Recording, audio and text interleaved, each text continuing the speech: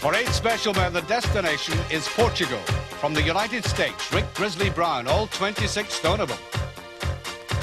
Powerlifter Jean-Pierre Broulois, France represented for the first time by a man who trains in Belgium. From Finland, Roger Ekstrom, who hates flying, but who would have walked there if they'd let him. From Canada, Tom McGee could be good enough for the Mr. Universe contest. The Englishman, Jeff Capes, pining for his lost love, the title of the world's strongest man. The ex-footballer from America, George Hector, who gave up pumping opponents to pump iron. From Holland, Kees de Bruyne, the world super heavyweight powerlifting champion, and Lutzer. The title holder from Iceland, John Paul Sigmarsson, who surprised the world by beating Capes last year. Lisbon Airport, and a 737 goes walking. When you get 8 men who turn a huge aircraft into a poodle, they're treated with respect. As the airport authorities said, please, can we have our aircraft back? The skies, if it's not paradise, then it's just surely around the corner. It takes an effort of mind to do anything strenuous in this picturesque spot. Stretching out on the sands is about as busy as any normal human would require to be. The Atlantic broods over Portugal and very likely ignored. But don't they go to the far of prayer if you want to swim in these waters? This is the tip of Europe's nose, the most westerly part of the continent. From here, the Portuguese found the lure of the sea quite irresistible. To them, ocean, horizon, ship were as fundamental as earth, wind, and fire. Wanderers haven't yet reached Sintra, the quaint little town just inland. Narrow streets, trees in abundance, and a castle in the air. You can't but love the place. It's a kind of castle they kept the prisoner of Zenda in, except here, he might not have wanted to leave.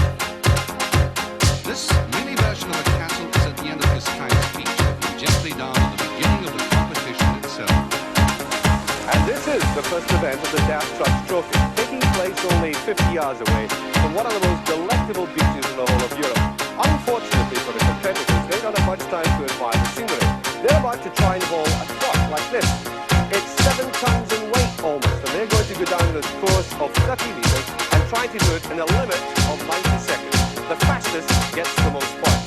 The trucks, of course, are in neutral, but human beings decidedly in overdrive. So, on the Cascais Esplanade, the first heat. Kees de Bruyne on the left. He favours a kind of sawn-off corset appliance against the harness of Sigmarsson.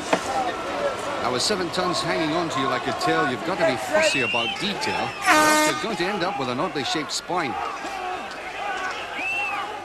Now, Sigmarsson is expected to do reasonably well in this one, but that seems like a very timid start. That's surprising. Look at Kees by comparison, finding that almost exhilarating. He's a powerlifter, of course, and he's trained to utilize his body in an explosive way. Well, that mix of crawl and semi-stoop might be slightly erratic, but that time can't be ignored. 42.2. Oh, meanwhile, it looks like John Paul's forgotten to take off his handbrake. That's a strangely sluggish performance. Change of air, maybe. Oh, that stands for disgruntled Reykjavik. Well, that's the first event, and you haven't done as well as you would like to, but what does it mean to be the world's strongest man, and would you like to continue to be that? For a competition like this one, it means to be strong and fit. You have to do some running and lifting, throwing. You have to be a superman. Well, nobody would argue with that, not least the next 2 men. Tom McGee, the pro wrestler from Vancouver, and Roger Ekstrom, the powerlifter from Finland. On your marks, and get ready. Some of the competitors thought there might have been something wrong with that lorry on the right after the first pull. But we shall see. Doesn't seem much wrong with it now. Now, this is how it should be done. The center of gravity close to the ground, simulating the action of the tiger. But Roger Ekstrom's technique looks like 19th century Frankenstein.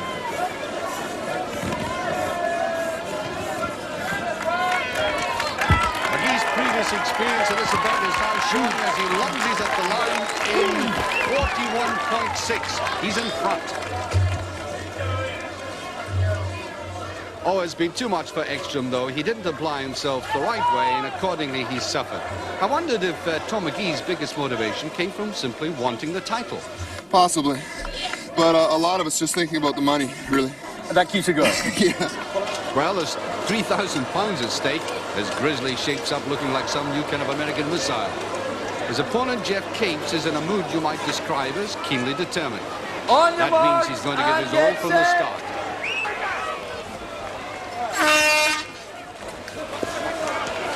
Oh, and it is a great start by the Englishman. Look at that nose, down like a bloodhound in the height. Oh, Grizzly, by contrast, looks as if he's struggling to get clear of the line, not just pull it. That's an astonishing performance by Capes. 30.7, way out in front. Well, in spite of having a 3-stone advantage over Capes, Grizzly, the pro strongman from Northern California, simply cannot generate the pace. And is he glad that's over? Well, Jeff's time is going to take some beating, and you get the impression he deliberately psyched himself up for it. It's in fact a benefit to be angry. Well, it in the helps, heavy I events. think. You know, if you're a boxer and go into a ring happy and want to wave at your mother, that's another thing. But if you want to go in and kill the bloke, you've got to use that adrenaline, killer instinct, the venomous sort of attitude to really sting it. So in a sense, you put technique... Total effort. Well, total effort. Yeah. That technique was well done, the priorities there. No, I think my technique is pretty standard over the last 10 years.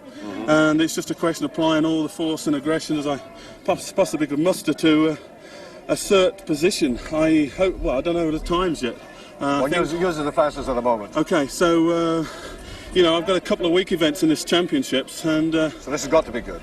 well, I had to have at least a good start. The last heat in Jean-Pierre Brouillois' festive event in this contest. His opponent, the other American, George Hector. He could represent Capes' biggest threat in On this your event. marks, and get set. Now remember, Hector on the left is a champion powerlift, and he looks very well proportioned and suited to this task. He started very impressively, but he's got to beat 30.7. Brouillois is being left well behind. Oh, Hector's putting everything into it, but his time isn't going to be good enough. 38.1, that's second, well behind Capes. Brouillois is struggling. But he's the lightest competitor at 17 stone, and bodyweight plays a big part in this event.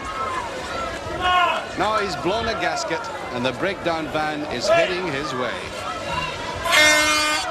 That means signing off time. Well, how did you intend approaching this event? Well, I watched the other competitors, Tom McGee, the ones that did very well, tried to simulate their technique. I was fortunate in that being new, I didn't have an idea what to do. And then being in the last heat, I could watch them and try and duplicate what the successful people have done, Capes and McGee. And that makes very pleasant reading for Jeff Capes. There he is, where he likes and is accustomed to being at the top. But with 7 punishing events to go, he's going to have his work cut out, staying where he is. Well, after watching that, I'm sure you realize how important recovery rate is. If you don't, just have a look at this here. Now, this is what you might call a Portuguese breakdown, obstructing not the road, but the path of the competitors, each of whom is going to be asked to lift this old cart from this end. Weighted down, as it is picturesquely enough, with these port casks filled, would you believe, with lead and sand, is nothing sacred. And in any case, this event only underlines how important it was for mankind to invent the jack. Each man is allowed a maximum of 6 Prepare to lifts, lift. and they've all been Ready. successful at 385 kilos. There's only Grizzly left who kept 405 kilos. But before he tried it, I asked him When did how you he'd first come get by that that name? name. Well, I was a little kid. My dad named me Bear because I looked like a little honey bear. But when I won the U.S. Heavyweight Championship, I had to change it around to Grizzly because Bear sounded too passive. And a grizzly is the most ferocious animal on the North American continent, and that I am. Well, they couldn't call you honey bear. No. I don't look too sweet. But you know, he's really to everybody's taste, so long as you keep out of his way in the ring. When he does them over in wrestling, they need a panel beater to put them back into shape.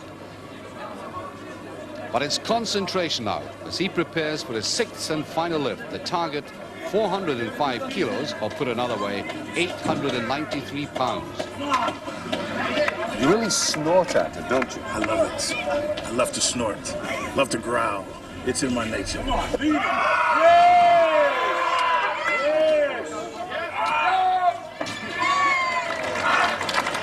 be confused by the scowls. It's their way of expressing polite satisfaction. Jean-Pierre Broulois at 425 kilos.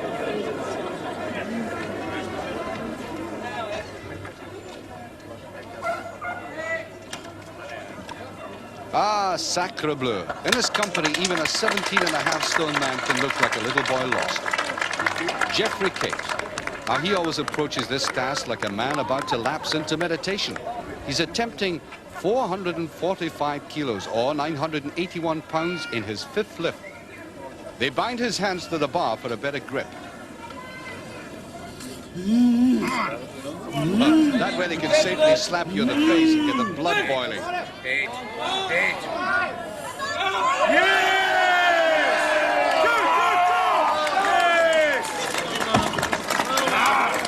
Well, you can hear from that he's doing better than even some of his admirers thought he would in this event. Now for powerlifter Roger Ekstrom. More weight's been added, and he's attempting 465 kilos, 1,025 pounds.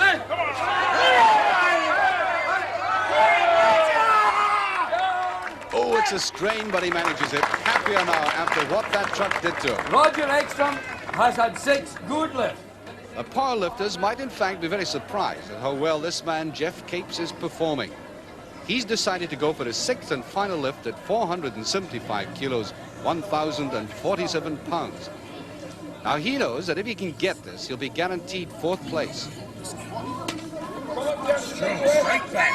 Use your head. Head and legs. Roll over your head. Roll!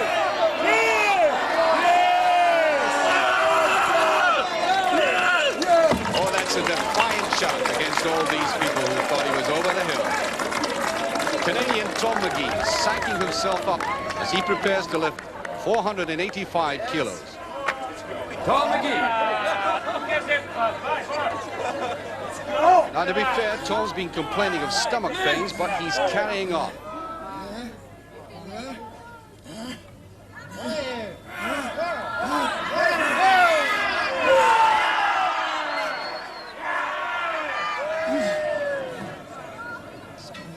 You gotta have it, T. Get on now. Get on now. Ah!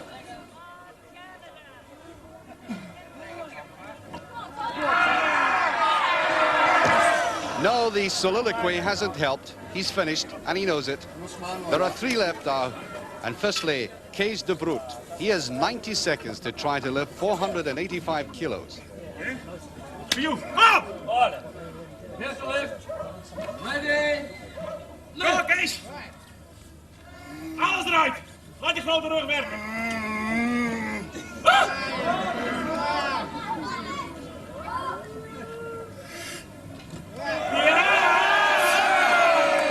Oh, yes, there was a great deal to spare there. And you get the impression there's a lot left in that man yet. Now the champion, the man with a built-in megaphone, John Paul Sigmarsson.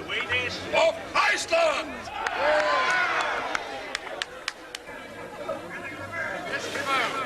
Some very brave person in the crowd has actually called him an Eskimo. And he's heard that remark all right. I'm not an Eskimo, I'm a Viking. If he hadn't been engaged in something else, you might have put the record straight another way. But to the matter in hand, a small matter of 495 kilos. Oh, the definitive look of triumph on that face. It's successful.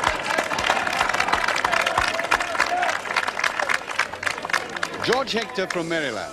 He was beaten recently by Kees de Bruyne in the powerlifting championships in Helsinki. And the possibility of revenge might stiffen the sinews. The target, 515 kilos. Come on, Big George! He accomplished that without any real distress. John Paul again.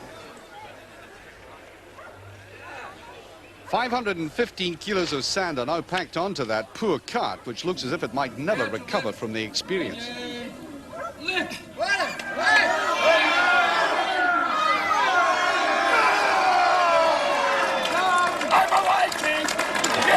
was also a bouncer in a disco in Iceland, and we have to assume it was a very well-behaved disco indeed. The weight has changed, the Dutchman hasn't. His stolid, dour approach makes him at times appear mechanical, but also very self-assured. He has a cruel and sadistic 525 kilos, 1,157.5 pounds to cope with here.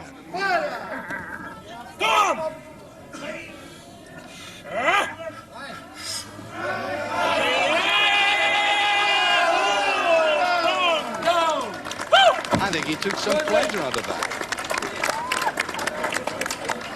George Hector has opted to miss out that weight and go for an incredible 555 kilos.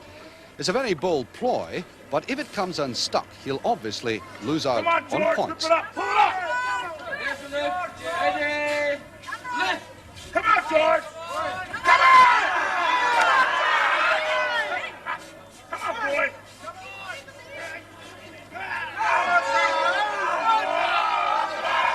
Well, it's clearly well beyond him, and George's gamble hasn't paid off. Muscles and sympathy.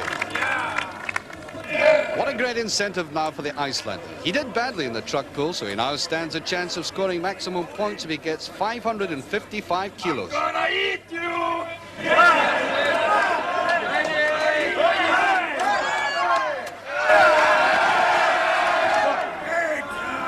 Lift your head!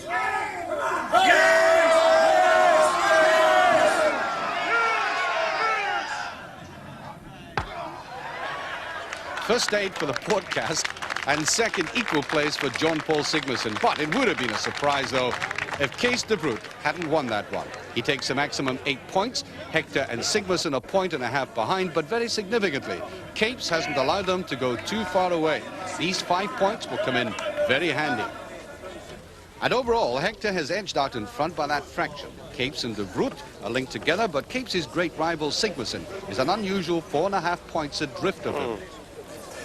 You want variety? Well, we've certainly got it. You've seen great strength in the powerlifting. Now we have strength and mobility and speed all in the one in this, the second barrel race, where the athlete takes the 80-kilo bag of sand, puts it on the shoulder, goes down the 50-meter course to the wheelbarrow and goes back for more.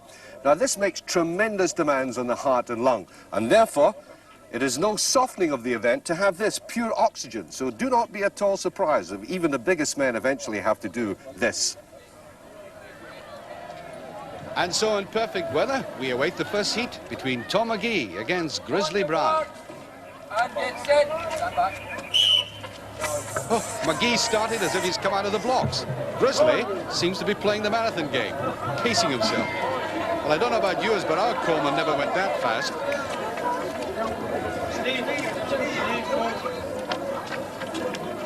And no time to converse as they pass each other in opposite directions. Grizzly's huge girth simply isn't meant for such speed. Well, the man's looking white around the gills, but Tom's virus hasn't prevented him from turning in a reasonable time, 42.6. Do you think Grizzly's feeling it out there?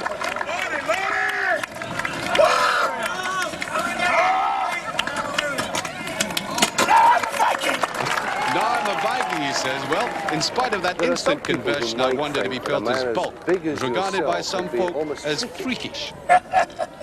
I'm proud to be a freak. I'm different. I don't want to be like anybody else. I don't want to be a pencil neck. I don't want to walk around being 165. It's good to be a little different, you know? It adds a little spice to life. Do you feel safer now because you're big and strong? No, I wouldn't say I was safer. I say cosmetically, appearance-wise, you wouldn't want to mess with me. Now, on the street, like I said, I'm the U.S. heavyweight wrestling champion. I'm nobody to fool with. But all this muscle, this 65-inch chest, these 25-inch arms, they can't stop a bullet, you see? So I'm not invincible, and I'm not a dummy. But don't push me, you know? But I like you, Archie. Thank heaven for that. All right. Now, these two will really be trying. George Hector on the left and Jeff Capes on the right. Jeff's speed and agility should count heavily in his favor. Well, he's off at an amazing pace, totally outstripping his opponent. Look at these big, huge legs gobbling up the distance, and this is very fast indeed. But now for this trying return journey. Well,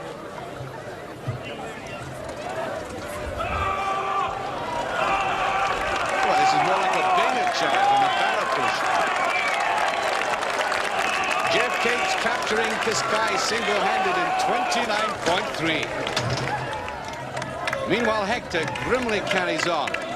But he's beginning to look wobbly, and that is a fatal mistake, which will cost him a second or two.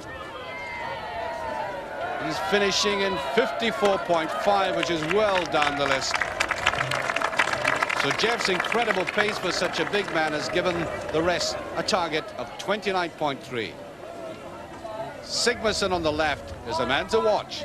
He feels he can match Cates for speed, and doesn't it look like it immediately? Like Jeff, he's off to a very fast start. He's leaving Brulwa behind, but doesn't want to muff the transfer, though. Now, a clear dash to the line. But it looks as if his time is outside Cates. Indeed, it's 32.4. 3 seconds behind Cates. Brulwa has struggled again, and his aim is to beat 50 seconds, but it doesn't look like he'll do it. Brulwa est arrivé, but it isn't vintage stuff.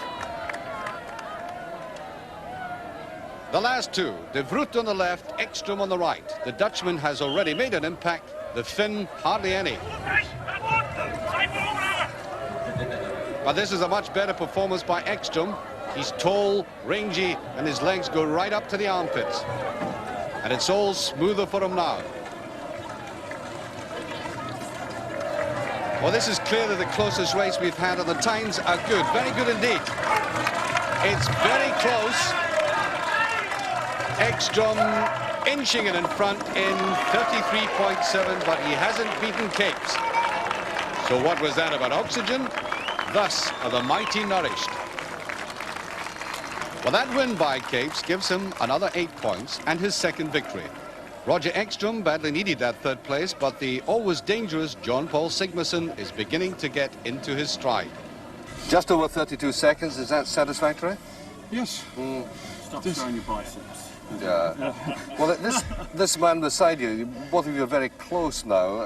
Are you beginning to get a bit edgy about that? Yeah, I had a very bad start, but I think a bad start is a good luck for me. Even give me this man, Mr. Cates, a start like that. But last year I hurt the lion. And when a lion gets hurt, he comes back harder, and he's got to kill the lion before he's less dangerous. Well, the line is confidently in front at the moment. The ever steady Kees de Vroet is second, and significantly John Paul Sigmarsson has moved up to third place. But Jeff's 3-point lead is a useful buffer for any mishap that may occur later on. Well, as you can probably see, we're surrounded by bright, shining faces making a bit of a din. It's late afternoon, the sunshine is absolutely splendid yet, and no wonder there's expectancy, because I think the next event promises to be rather special. You see, this is a typical small Portuguese fishing boat, and this is a typical Portuguese fisherman, Jose Luis. Jose and his boat are about to make a special trip, not out to sea, but into dry land up this steep ramp. Jose usually drags his boat up in the company with another 8 Portuguese fishermen.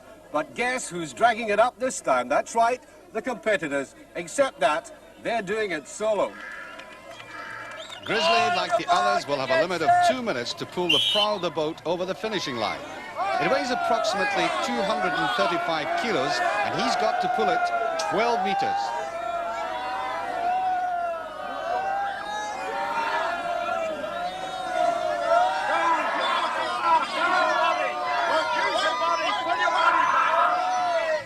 Well, this giant, using only his little finger, has actually pressed a man overhead weighing 11.5 stone.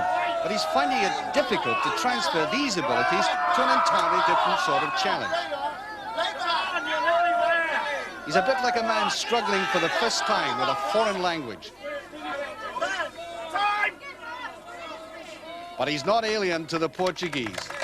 His fan club has no constitution, they simply turn up and love him. George Hector. The gradient he looks down is 1 in 6. And at this stage, I'm sure it looks even steeper than that. And George is about to beat Luis.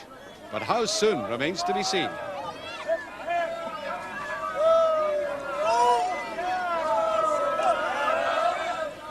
Well, he's developed a very smooth rhythm, and that is a must for a continuous pull. But it's the last few feet which seem to rip the arms from the sockets. Time 28.9. And with this going on, the Skylark out there in the bay isn't doing much business. Jean-Pierre from Lille. Now, he has no English, but the word he should learn now is help. He's been overawed by the others so far, but he's learning all the time. This is the first time he's entered the competition, and next year he'll be a much wiser and stronger man. Well, he's straining all the way. It helps to have good, firm teeth to gnash on when you're doing this sort of thing. And his time, looking at the watch, is coming up to 38.9, 10 seconds behind Hector, but the crowd recognize a triumph when they see one. And now, for your delectation, all the world's a stage to John Paul. You get the impression that if he didn't have an audience, he'd rather play chess.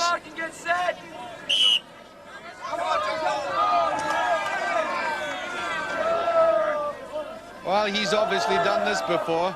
Which Icelander has it? It's a firm, steady, remorseless pull and visibly faster than any of the others. This is a crucial bit now. Straining at it as well, but confidently so. And it's coming up to the finish. It's 20.1, and that puts him well in the lead. That's a triumphant shout that the crowd are now accustomed to. It's time for a lap of honor. You get the impression he's modestly satisfied with that. And now for the contrast. Kees de Vroet, a very serious man. Somehow you get the impression he would smile only after a local anesthetic. But he doesn't mess about, and this is looking good.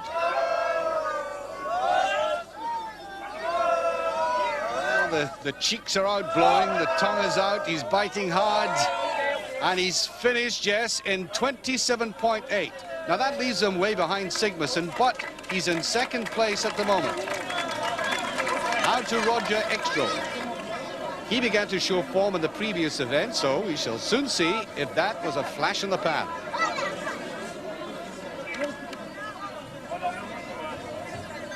The big man is finished by birth, but lives in and competes for Sweden. But bemoans the fact that his country doesn't properly recognize his achievements, which include 4 powerlifting titles.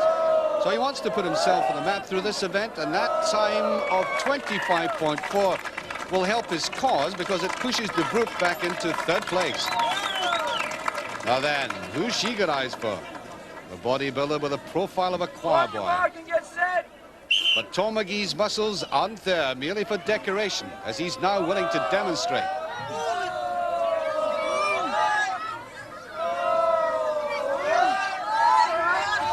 Alas, the lad has been suffering from that virus, and while the spirit is willing, the flesh is distinctly weaker than it ought to be. He really is going to the limits. That last pull, somebody giving him support in the crowd. Pull harder, Tom. He's done it. He's finished 44.3. And I can assure you it's the virus and not the local veno collapso that's made him like that. Next competitor is Jeff Capes of England. Jeff's versatility in the application of his strength has been the envy of his rivals over the years. So that 16.5-foot fishing boat could be in for a quick trip. He has to beat Sigmarsson's 20.1. And at the moment, he's making that rope look like a piece of string and the boat like a toy. And that is approaching a very fast time, yes. Phenomenal, 19.9. And I wonder if Jeff realizes just how quick he was there.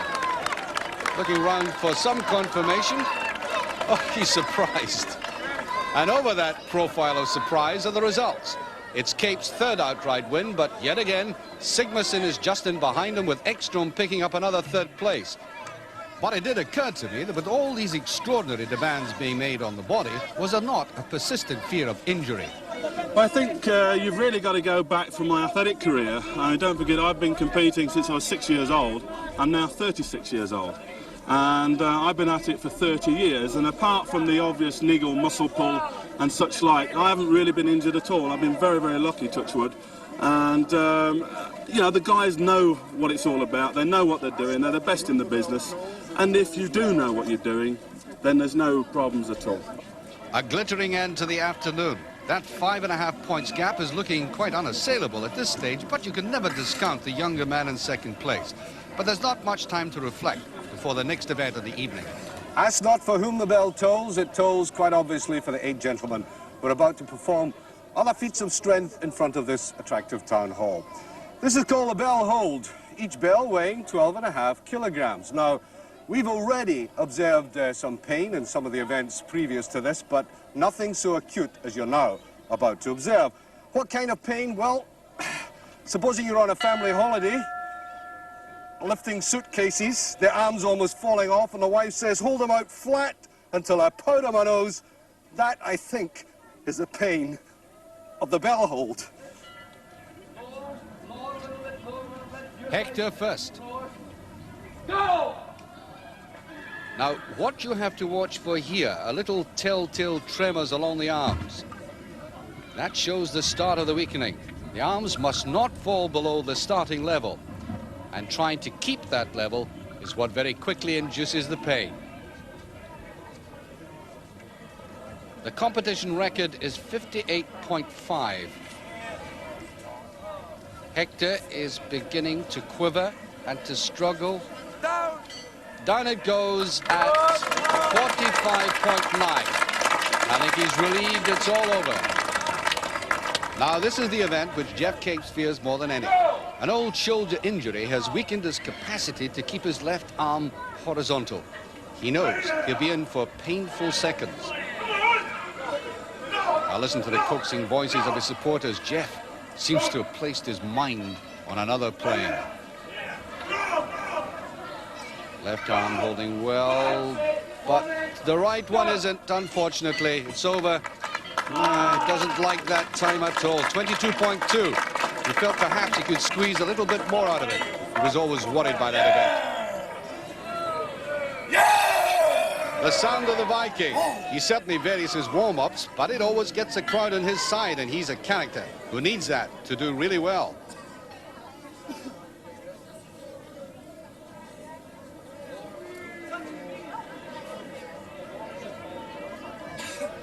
Go!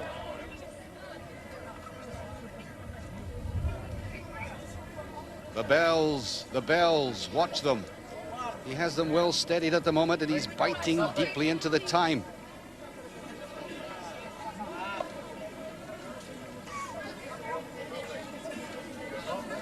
He's hiding that suffering well. But I think we're just beginning to see the signs of collapse. Yes.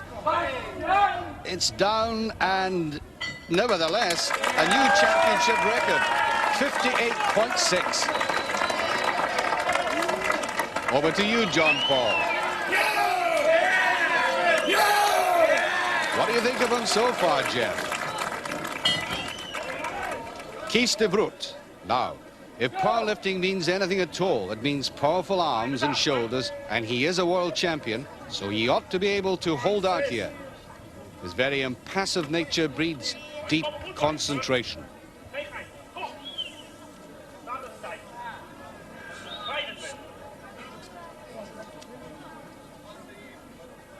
Remember, the weight of the bell at the end of each arm, 27 pounds. And he simply can't hold back the anguish, even though his trainer's urging him on. But it's 62.2. He's taken the lead.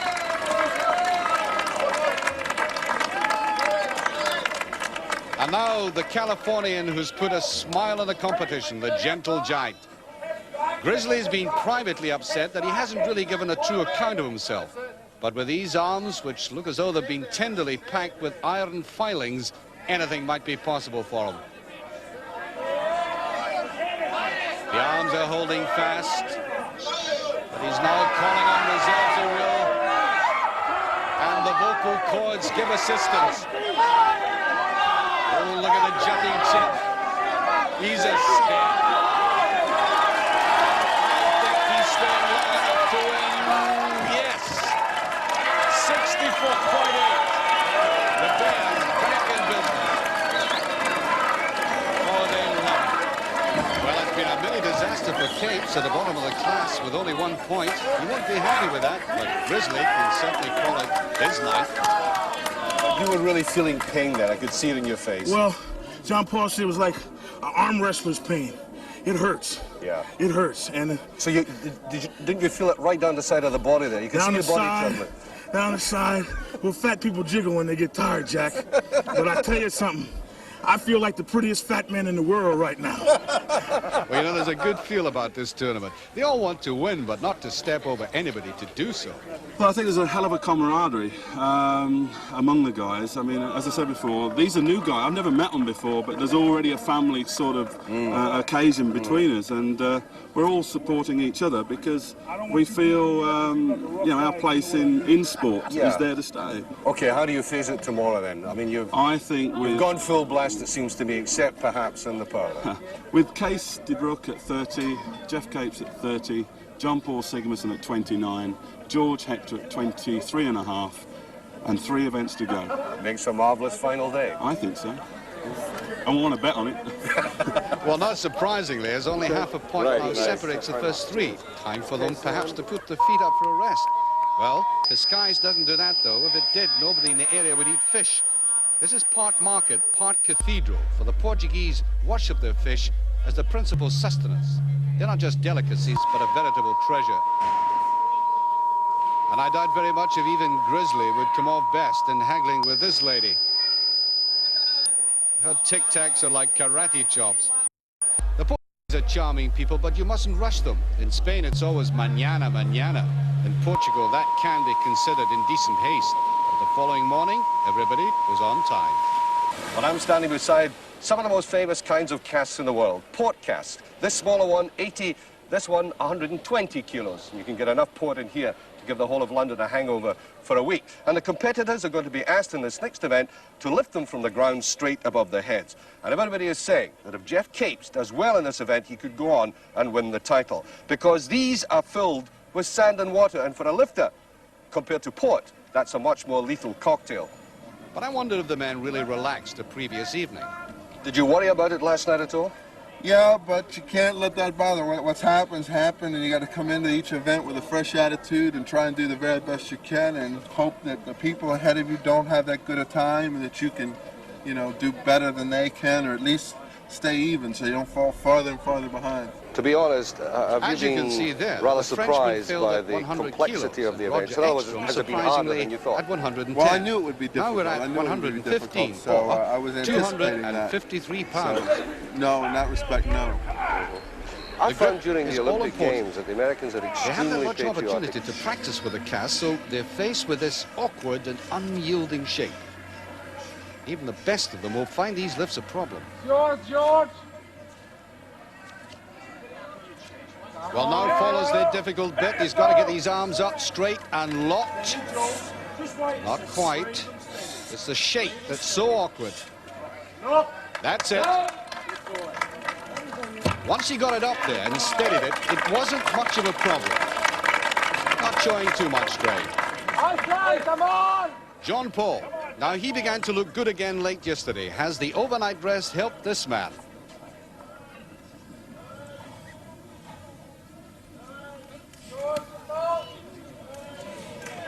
Walk your arm. Walk your arm. Go. Well, the referee slightly surprised him by asking for a straighter arm. But Sigmarsson truly had no real problems there. That little girl looks utterly bewildered. De Vroet. He should treat the weight with contempt, but perhaps not the shape.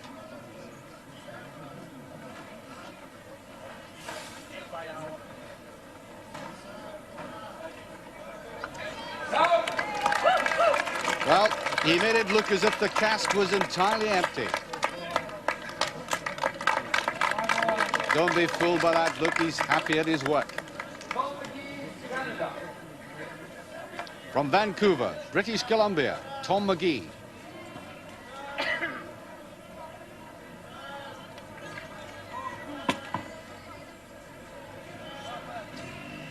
He hasn't shrugged off that debilitating virus. He still looks very pale and drawn, but nobody can talk him out of carrying on, and despite all, that is a clean effort. But one wonders just how long he can go on. Grizzly has a problem with this one. His waistline. Bending is more an expedition than an exercise to him. Come on, Grizzly! Oh, he's gone at it much too quickly. Remember, there is a time limit of 90 seconds to a lift.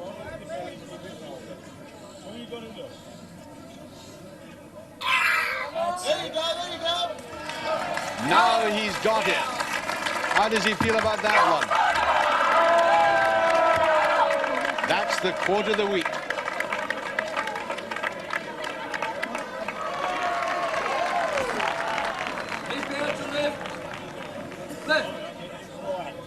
Capesy. The big man's dignity was slightly mauled by his failure in the bell hold. But by the look on his face, he's going to eradicate the memory right now.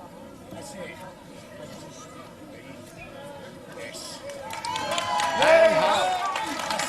253 pounds easily tamed. 6 left in, but a very big problem to follow. Well, Grizzly, obviously everybody's a bit concerned because we're now up to the cask of 120 kilos, and the sheer size is causing a bit apprehension. Well, I don't know, but I'm looking at it and I'm wondering if I'm going to try it. It's a little awkward. I got 2 more events left to save myself for the swingle tree and the lobster pot. But looking at that, if a couple of guys get for me, you know, my athletic pride, I'll give it a shot, but it looks very awkward. Awkward and extremely heavy, 120 kilos. And you've got to take what Grizzly says seriously. They do have a major problem.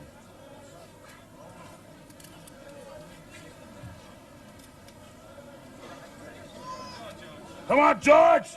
Let's go, big guy! Well, it's now beginning to look more like a wrestling match than a lift.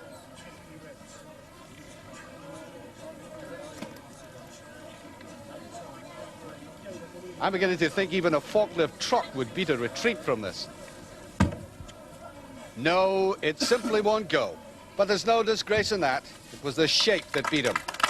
However, George is an experienced lifter, so does he think it's at all possible for anyone to lift him? John Paul or Jeff may be able to do it, Tom, but it's just too big for me. Yeah. If I got it, the weight is not a consequence. Yeah. When it's distributed like that, I can get it on my knees, but I can't do anything under it to put it over your head. Do you think it might have been fairer to have had an increased weight in the smaller But cask? they won't contain it. The weights they're putting inside, they won't contain it.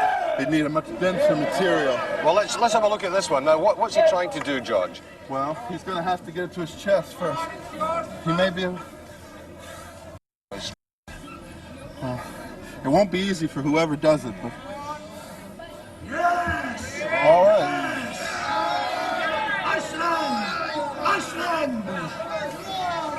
He's going to roll off it. He's rolling off it a bit. He can do it, he can do it. He seems to have mastered that wide hold.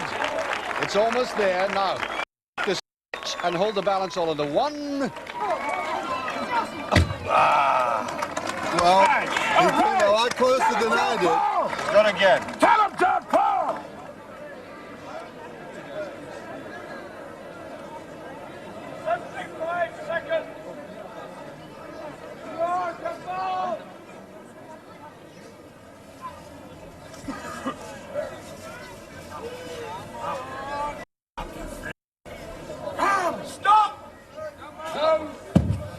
No, even for a Viking, it's beyond mastery.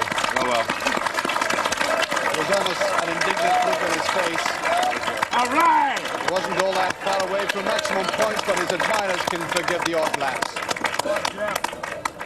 Jeff can't be too confident after having watched John Paul. Now, He's going to have to remember that there are 2 other events to come. He doesn't want to overdo it and get nothing out of this. Come on, Jeff. It really is a monumental effort.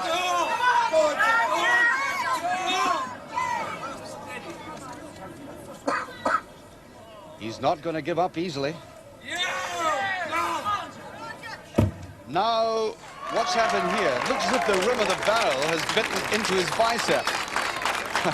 You can go off port cast quite quickly, you know. The doctor will look at his arm. Let's hope it's not too badly injured. So the result of that tortuous exercise means that we have 6 men sharing first place.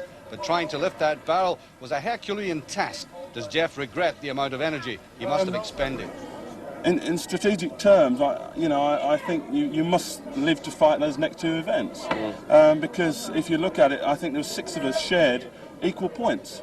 So basically, we're on scratch again as we was last night. And in a sense, that's not too for you, is it? In a sense, no, but it'll be very interesting in the last 2. So. The organisers couldn't have arranged a better finish than this. We'll have 2 more events in the silky Portuguese afternoon to enjoy before we know who the world's strongest man is going to be. What you're now about to see in this tiny little part of Portugal is a very old Scottish sport, and Scotsman David Webster, who's the referee, is going to demonstrate it with me now. It comes from the old farmhouses in the northeast, in which in the winter the farmers would sit like that and test each other's strength. And one would try to pull the other from his seat just like that. David, of course, isn't trying. How could he against me? The competitors are trying. It's the only event in which they are in direct contact with one another. Are the men, I wonder, as placid about this as Cascais Bay? I should think, now time will tell, because I've never done it before, I should think a tall person with very powerful hips, Jeff Cape, should win. It would be my pick. Oh, good old George. Well, we'll see. You win, you buy my boy a shirt, I win, I buy your boy. All right? The irrepressible pair, Grizzly and John Paul. The formal grip is one hand over the bar, the other under. Fierce looks are optional. Well, body weight, and in Grizzly's case, 26 stone of it will play a big part in this contest. But that's a pleased bear. After all, it isn't every day you get one over on John Paul and get away with it. That pair are really lapping this up. In the first series of bouts, only 1 pull is required. McGee and Ekstrom face each other for 7th and 8th place.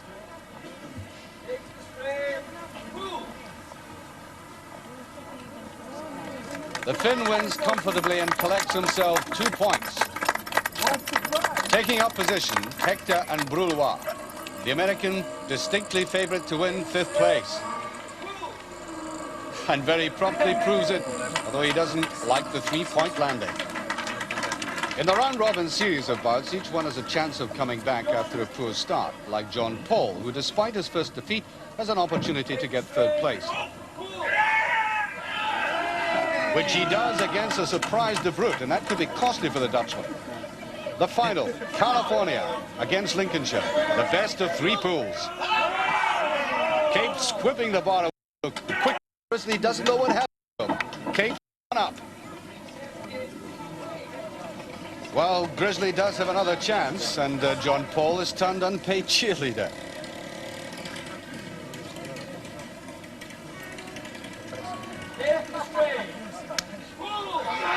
Oh, there's no stopping Capes now. That was simple like taking toffee off a child.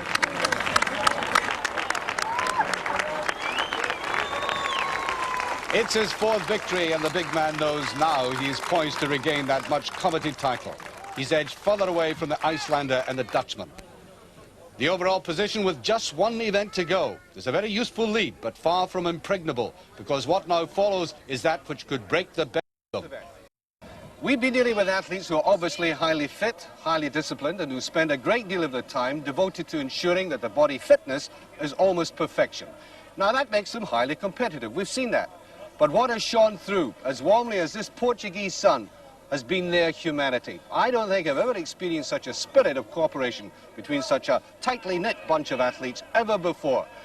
But no cooperation on this next event, the lobster pot race, weighing 25 kilograms, packed with stones, and what the athletes call, affectionately, the killer event. This particular form of torture consists of running up the steep ramp from the boat to the lorry 30 meters away with 10 pots. You will observe that Grizzly has turned tourist. This most amiable of men has decided he's enjoying life far too much to try to drag any more speed out of that 26.5 stone torso of his. So why not just keep Tom McGee company? To see how stylish Californians enjoy a walk in the sun. McGee has heard of the tortoise and hare story. He cares not a jot for the moral. Because the bear is content to let folks see how 26.5 stone might handicap you when it comes to slopes and lobster pots and speed.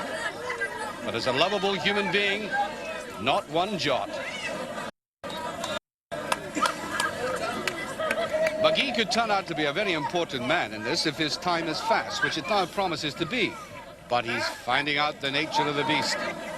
The hill and the lobster pots are beginning to take their toll. That initial drive's gone.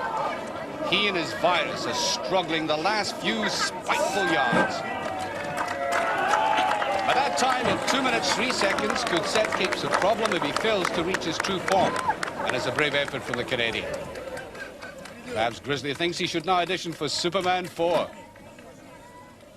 Kees de Vroet and George Hector have decided on an entirely new tactic. What they're doing is assembling the lobster pots at different levels on the ramp before they fill the lorry. Different, but I wonder if it's really all that effective. There's no rule against it, only the time is. Look at that pile he's got to put up with. And they're not really making any great impression. One more last heave from de Vroet. Up it goes, and he's finished in 2 minutes 39 seconds. A very good time indeed. Well behind McGee, but well in front of the oxygen mask. All that suggests that unless Cape performs tragically, he'll win the title. He needs to achieve a time faster than McGee's. John Paul himself is prepared for a final flourish. And in a sense, there's a personal duel going on here outside the title itself. The 25-year-old Icelander has become a great friend of Cape's, but the Englishman will never forget how he lost this title and how some people automatically assumed he might be over the hill. He's not, and he's out now to prove it not only to others, but even perhaps more importantly to himself.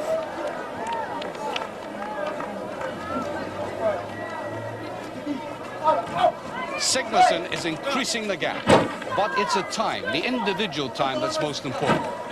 For Capes, 2 minutes. Trailing though he is, if he can get inside that, he's won the title.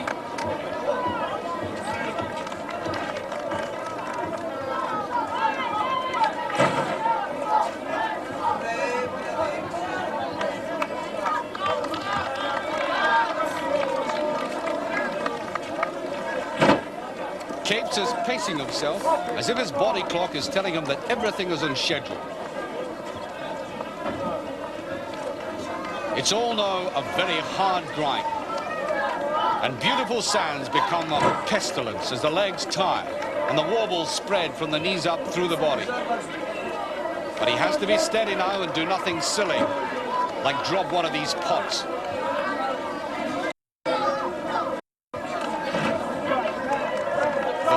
Remains upright. The last 2 pots for the Icelander. The final surge. And it's all over in 1 minute 41.1 seconds. Time for a last demonstration. The skies might even ask him back as a tourist attraction. But the eyes are on Capes. Up for these last 2 pots. Look at the timekeeper. Has he done it? The thing is not there. Yes! Would you believe it? 1 minute 57.9. He's come back. Second place enough. Title his again. The one he nearly loaned out for the year to the man who sportingly raises the arm of the new champion. So as the celebrations begin, confirmation of the last event. Tom McGee salvaging his pride with a hard-won 3rd place, which acted as Jeff's target time. The proud Sigmason abdicating with typically final defiance. But how did he feel when he heard Jeff shout, "The king is not dead"? He was never dead, but I took his crown for 1 year, and I will be back for my crown, because I'm a Viking warrior. I will always be back. Grizzly's not a Viking, but he'll be back because he likes being with the greats. I think Jeff Capes is one of the greatest strongmen to ever live. You talk about durability, you talk about Jeff Capes. You talk about a man who has endured and who seems to get better with age, like a fine wine. It's Jeff Capes. The consummate professional. When I needed advice, I went to Jeff Capes. I went to John Paul. These men are great stars at this. I'm a great star in my business. I'm a great strongman, but I'm also learning. Jeff Capes is the Muhammad Ali of strongman. I don't think you could put it any better, could you? I couldn't put it no better. So is this really the ultimate for Jeff? How much longer do you want to keep on going in this particular event? It's a good question. Obviously, like at the moment in time, I'm very tired, and Next year. until next year. But Well, I'll have a good long rest. Well, there have been some suggestions that once winning this again, you've set your sights on it, that you would quit at the top. That old phrase. Yeah, I quit at the top in athletics, and give me a couple of 3 weeks to think about it. I'm still not sure. Obviously, after winning it again, it's another year is another title. But So what you're saying, coming up there, getting it and winning the title again, has rekindled the enthusiasm. yes, it has. You know, it's like having a couple of years in the wilderness and coming back again. All right, come on. If you could possibly give me an answer to it, will Jeff Capes be in this contest next year? I don't know. He's afraid. Listen to him. Yes and no. Jeff? Yes, that's all I wanted to hear. Jeff, thank you very much Thank indeed. you. Lovely. The final statistics: Capes, Sigmason, and De Vroet. There wasn't much in it. Just aching joints, tired muscles, blistered hands, dented pride, soaring achievement. That's all. The late afternoon light is conveniently golden as Mr. Chu Geisen, Director, European Division, DAF Trucks, presents the trophy. The king and his courtiers are there. Jeff Capes still has one more lift to make, though. But when you're the world's strongest man, it comes easily. Body language. Body language.